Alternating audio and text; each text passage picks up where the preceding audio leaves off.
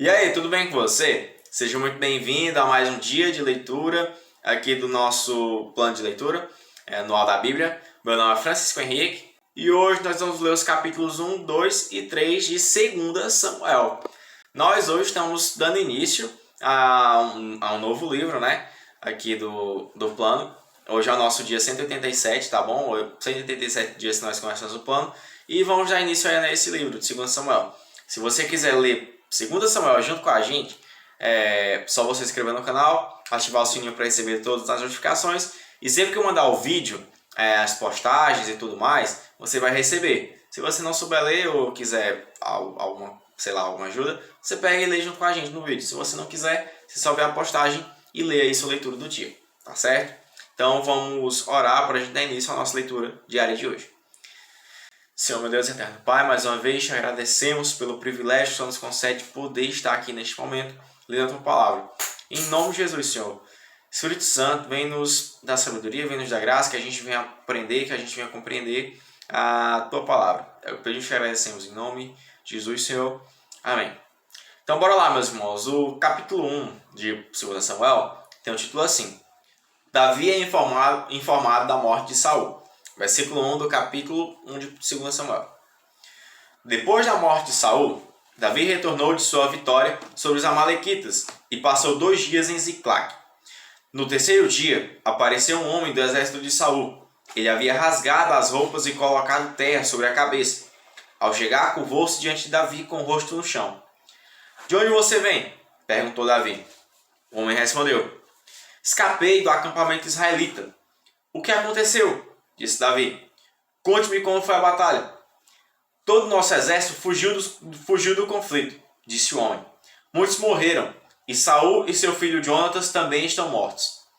"Como você sabe que Saul e Jonatas estão mortos?" perguntou Davi. O homem respondeu: "Aconteceu de eu chegar ao monte de Boa e ver Saul apoiado em sua lança, enquanto carros de guerra e cavaleiros inimigos se aproximavam dele. Quando ele se virou e me viu, gritou para que eu me aproximasse dele. 'Aqui estou, Senhor,' eu lhe disse. Ele perguntou: 'Quem é você?' E eu respondi: 'Sou Amalequita.' Então ele me suplicou: 'Venha cá e mate-me, pois a dor é terrível e quero morrer.' Então o matei, pois sabia que ele não sobreviveria. Em seguida tomei sua coroa e seu bracelete e os trouxe para cá, para o meu senhor." Quando ouviram a notícia, Davi e seus homens rasgaram as vestes, lamentaram, choraram e jejuaram o dia todo por Saul e seu filho Jonatas, pelo exército do Senhor e pela nação de Israel, pois naquele dia muitos haviam morrido pela espada. Depois Davi disse ao jovem que havia trazido a notícia: "De onde você é?" Ele respondeu: "Sou filho de um estrangeiro, uma amalequita que vive em sua terra." Davi perguntou: "Como você não teve medo de matar o ungido do Senhor?" Então Davi chamou um de seus soldados e lhe ordenou: "Mate-o." O soldado feriu a amalequita com sua espada e o matou.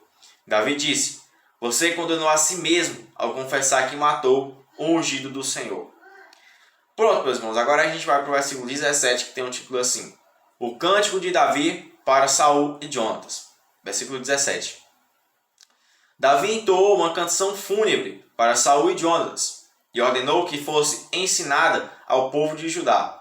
Ela é conhecida como Cântico do Arco e está registrado no livro de Jazar.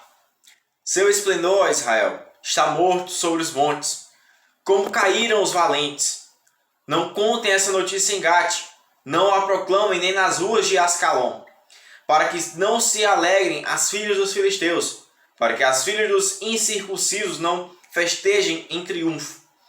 Ó montes de Boa, que não haja orvalho nem chuva sobre vocês, nem campos férteis que produzam ofertas de cereais, pois ali foram profanados os escudos dos valentes.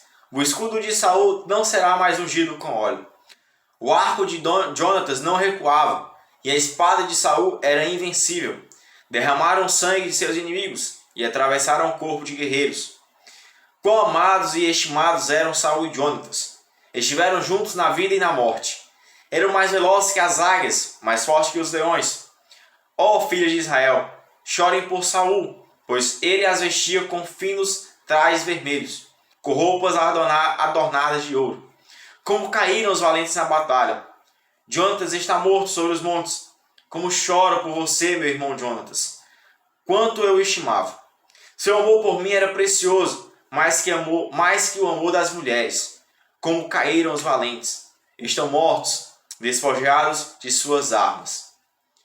Bem, meus irmãos, no versículo 27 a gente terminou o capítulo 1 de 2 Samuel. Agora a gente vai para o capítulo 22, que tem um título assim: Davi é ungido rei de Judá. Versículo 1 do capítulo 2. Depois disso, Davi perguntou ao Senhor: Devo voltar para alguma das cidades de Judá? Sim, respondeu o Senhor. Então Davi perguntou: Para que cidade devo ir? Para Hebrom, disse o Senhor.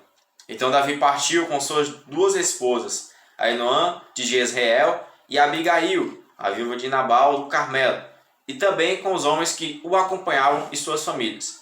Eles se estabeleceram nos povoados vizinhos, a Hebrom. Então vieram os homens de Judá e ungiram Davi rei do povo de Judá. Quando Davi soube que os moradores de Jabes de Gileade haviam sepultado Saul, enviou-lhes a seguinte mensagem: Que o Senhor os abençoe por terem sido tão fiéis a Saul, seu senhor, e lhe terem dado um sepultamento digno. Que em troca o Senhor seja fiel a vocês e os recompense com sua bondade. E eu também os recompensarei pelo que fizeram. Agora que Saul está morto, peço que continuem a ser fortes e corajosos, e saibam que o povo de Judá me ungiu para ser seu novo rei. Pronto, meus irmãos, agora a gente vai para o versículo 8, que tem um título assim: Isbosete é proclamado rei de Israel. Versículo 8 do capítulo 2. Contudo, Abner, filho de Né, comandante do exército de Saul, já havia levado Isbosete, filho de Saul, para Maanaim.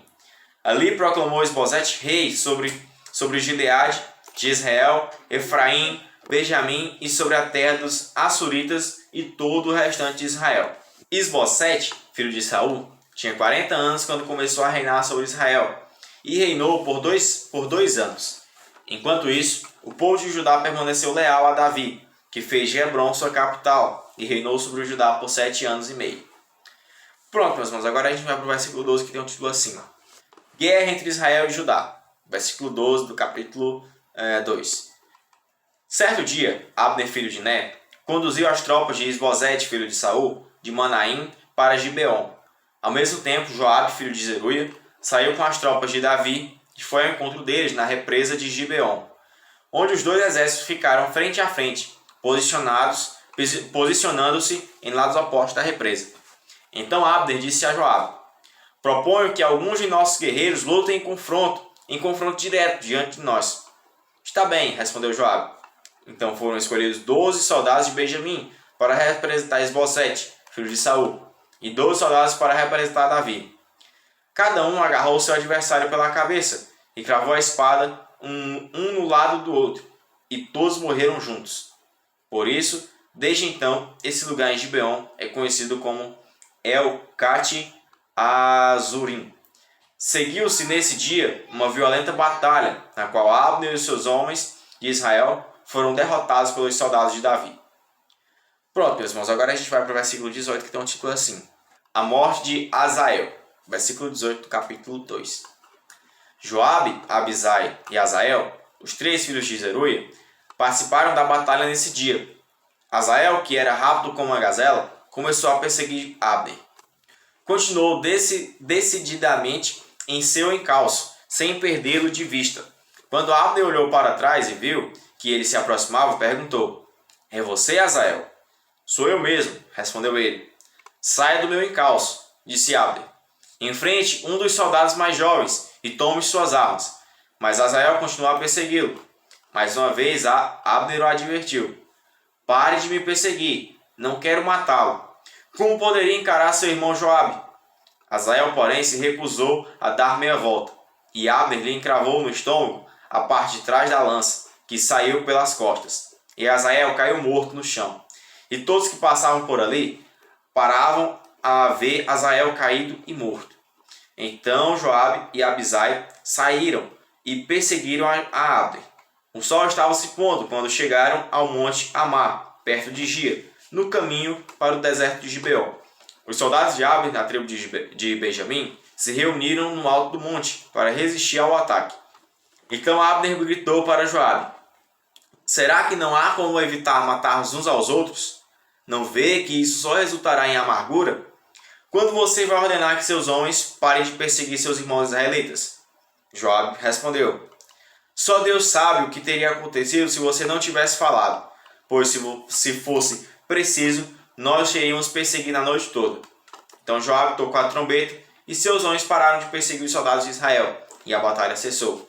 Durante toda aquela noite, Abner e seus homens recuaram pelo vale do Jordão, atravessaram o rio, marcharam a manhã inteira e só pararam quando chegaram a Manaim. Enquanto isso, Joabe e seus homens também voltaram da perseguição a Joabe, ou melhor, da perseguição a Abner. Quando Joabe fez a contagem, viu que faltavam apenas 19 homens, além de Azael. Os soldados de Davi, por sua vez, haviam matado 360 homens da tribo de Benjamim e dos demais soldados de Abner. Joabe e seus homens levaram o corpo de Azael para Belém e o sepultaram no túmulo de seu pai. Então caminharam a noite toda e chegaram a Hebrom ao amanhecer. Pronto, meus irmãos, no versículo 32 do capítulo 2, a gente encerrou o capítulo 2. Agora a gente vai para o capítulo 3, que é a continuação aí da morte de Azael. Versículo 1 do capítulo 3. Assim começou uma longa guerra entre a família de Saul e a família de Davi. Com o tempo, Davi se fortaleceu cada vez mais e a família de Saul foi se enfraquecendo. Pronto, agora a gente vai para o versículo 2, que tem um título assim: os filhos de Davi nascidos em Hebrom. Versículo 2 do capítulo 3. Estes são os filhos de Davi, que nasceram em Hebrom. O mais velho era Amnon, filho de Ainoã de Jezreel. O segundo era Daniel, filho de Abigail, a viúva de Nabal, do Carmelo. O terceiro era Absalão, filho de Maacá, filho de Talmai, rei de Gesur. O quarto era Adonias, filho de Agite. O quinto era Cefates, filho de Abital. O sexto era Itrerão, filho de Eglá, esposa de Davi. Todos esses filhos de Davi nasceram em Hebrom. Pronto, irmãos, agora a gente vai para o versículo 6, que tem um título assim: Abner une forças com Davi. Versículo 6 do capítulo 3. Enquanto continuava a guerra entre as famílias de Saul e de Davi, Abner se tornou um líder cada vez mais influente entre a família de Saul. Um dia, Isbosete, filho de Saul, acusou Abner de ter relações com uma das concubinas de Saul, uma mulher chamada Rispa, filha de Aiá. Abner ficou furioso com as palavras de Isbosete. Por acaso sou um cão de Judá para ser tratado dessa maneira? Gritou ele. Depois de tudo que eu fiz por seu pai, Saul, e pela família e os amigos dele, e ao não entregar você a Davi, minha recompensa é ser acusado por causa dessa mulher? Que Deus me castigue severamente se eu não fizer por Davi tudo que o Senhor prometeu a ele. Tomarei o reino da família de Saul e o entregarei a Davi. Estabelecerei o trono de Davi tanto sobre Israel como sobre Judá, desde Dan ao norte até Berseba ao sul. Isbosete não se atreveu a dizer nem mais uma palavra, pois teve medo do que Abner poderia fazer. Então Abner enviou mensageiros para dizer a Davi: afinal, a quem pertence esta terra? Faça um acordo comigo e eu ajudarei a conseguir o apoio de todo Israel. Está bem, respondeu Davi, mas só farei acordo com você se quando vier para cá trouxer de volta minha esposa Mical, filha de Saul. Davi enviou a seguinte mensagem a Isbosete, filho de Saul: devolva minha esposa Mical, pois eu conquistei o direito de me casar com ela com os prepúcios de 100 filisteus. Então Isbosete mandou tirar Mical e seu marido Palti, filho de Laís. Palti a seguiu até Baurim, chorando ao longo de todo o caminho até que Abner lhe disse: volte para casa. E ele voltou. Abner reuniu as autoridades de Israel e lhes disse: faz algum tempo que vocês querem declarar Davi seu rei. Chegou a hora de agir. Pois o Senhor disse: escolhi meu servo Davi para livrar meu povo, Israel, das mãos dos filisteus e de todos os seus inimigos. Abner também falou com os homens de Benjamim. Depois foi a Hebrom para dizer a Davi que todo o povo de Israel e de Benjamim tinha concordado em apoiá-lo. Quando Abner, acompanhado de 20 homens, chegou a Hebrom, Davi os recebeu com um grande banquete. Então Abner disse a Davi: Desde que eu vá e convoque uma reunião de todo Israel para apoiar meu senhor, o rei. Farão uma aliança com o Senhor para que reine sobre eles, e o Senhor governará sobre todo o que seu coração desejar. Davi se despediu dele, e Abner partiu em paz. Pronto, irmãos, agora a gente vai para o versículo 22, que tem um título assim. Abner é assassinado por Joabe. Versículo 22 do capítulo 3. Contudo, logo depois que Davi despediu Abner em paz, Joabe e alguns dos soldados de Davi retornaram de um banquete, trazendo muitos despojos. Quando Joabe chegou, foi informado de que Abner, filho de Ner, tinha acabado de visitar o rei, que o havia despedido em paz. Joabe foi até o rei e perguntou: "O que foi que o senhor fez? Por que deixou Abner escapar? O senhor conhece muito bem Abner, filho de Ner. Sabe que ele veio apoiá-lo e descobrir tudo o que o senhor anda fazendo." Então Joabe saiu da presença de Davi e enviou mensageiros para alcançar Abner. Eles o encontraram perto do poço de Sirá e o trouxeram de volta, sem que Davi soubesse. Quando Abner chegou a Hebrom, Joabe o chamou para um lado, junto ao portão da cidade, como se fosse falar com ele em particular. Então apunhalou-o no estômago e o matou para vingar a morte de Azael, seu irmão. Quando Davi soube o que havia acontecido, declarou: "Juro pelo Senhor que eu e meu reino somos para sempre inocentes desse crime contra Abner, filho de Ner. Que essa culpa permaneça sobre Joabe e sua família. Que em todas as gerações da família de Joabe nunca falte um homem que tenha fluxo ou lepra, que use muletas, que morra pela espada ou que tenha de mendigar o alimento." Assim Joabe e seu irmão Abisai assassinaram Abner, pois ele havia matado Azael, irmão deles, na batalha em Gibeon. Pronto, irmãos, agora a gente vai para o versículo 31, que tem um título assim. Davi lamenta a morte de Abner. Versículo 31 do capítulo 3. Então Davi disse a Joabe e a todos que estavam com ele: "Rasem suas roupas e vistam pano de saco. Lamentem a morte de Abner." E o próprio rei seguiu o cortejo fúnebre. Sepultaram Abner em Hebrom, e o rei chorou em alta voz junto ao túmulo, e todo o povo lamentou com ele. Então o rei entoou esta canção fúnebre: "Acaso Abner devia morrer como um vilão? Suas mãos não estavam atadas, nem seus pés acorrentados. Não, você foi assassinado, vítima de uma trama perversa." Todo o povo lamentou uma vez mais por Abner. Davi tinha se recusado a comer no dia do funeral, e todos insistiram para que ele se alimentasse. Mas ele havia feito um voto: "Que Deus nos castigue severamente se eu comer alguma coisa antes do pôr do sol." Seu voto agradou muito o povo. De fato, aprovavam tudo o que o rei fazia.